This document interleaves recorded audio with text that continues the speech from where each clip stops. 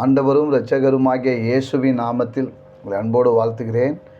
ஒரு வசனத்தை உங்களுக்கு முன்பாக வைக்கிறேன். ரோமர் 8ஆம் அதிகாரம் 28ஆம் வசனத்திலே ரோமாபுரி சபைக்கு அப்போஸ்தலனாகிய பவுல் எழுதுகிறார். அன்றியும் அவருடைய தீர்மானத்தின்படி அழைக்கப்பட்டவர்களாய் தேவனிடத்தில் அன்பு கூறுவர்களுக்கு சகலமும் நன்மைக்கு ஏதுவாய் நடக்கிறது.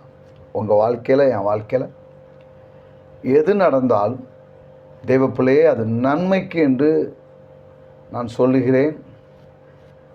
எந்த சம்பவங்கள் நடந்தாலும் தேவன் அது நன்மைக்காக தான் செய்கிறார் என்று பைபிள் சொல்கிறது. ஒரு சம்பவத்தை சொல்கிறேன். டைட்டானிக் கப்பலை பற்றி எல்லாருக்கும் தெரியும். இந்த டைட்டானிக் கப்பலில் ஒரு குடும்பம் தன்னுடைய 4 பிள்ளைகளோடு கூட பிரயாணம் செய்ய வேண்டும் என்று சொல்லி எல்லா பணங்களையும் சேகரித்து பணம் கட்டிவிட்டார்கள். மிகுந்த பிரயாசத்தோடு கூட அந்த பணத்தை அவர்கள் அங்கே பதிவு செய்கிறார்கள். அவர்கள் டைட்டானிக் கப்பல் புறப்படுவதற்கு ஒரு 2 நாளைக்கு முன்பாக அவர்கள் வீட்டில் இருந்த ஒரு நாய் அவருடைய ஒரு பிள்ளையை கடித்து விட்டது. அவருடைய ஒரு பிள்ளையை கடித்து விட்டது. இப்போது ஹாஸ்பிட்டலுக்கு போகிறாங்க.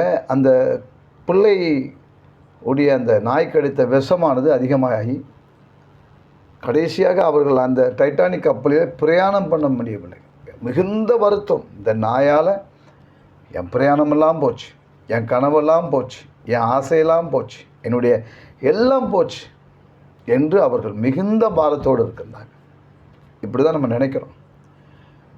வாழ்க்கையில் சிலர் மூலமாய் நமக்கு வருகிற இடையூறுகள், தடைகள், இதெல்லாம் பார்த்தபோது நமக்கு ஏன் இப்படி நடக்கு என்று நீங்கள் நினைக்கலாம்.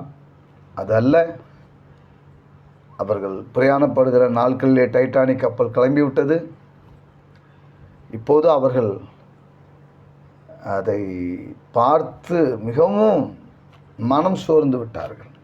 ஆனால் உங்களுக்கு தெரியுமா, ஒரு 5 நாட்கள் கழித்து உல்லாசமாய் செல்லக்கூடிய அந்த டைட்டானிக் கப்பல் பனிப்பாறையிலே மோதி அதில் பிரயாணம் செய்தவர்கள் ஆயிரக்கணக்கான மக்கள் மரித்து போகிறார்கள்.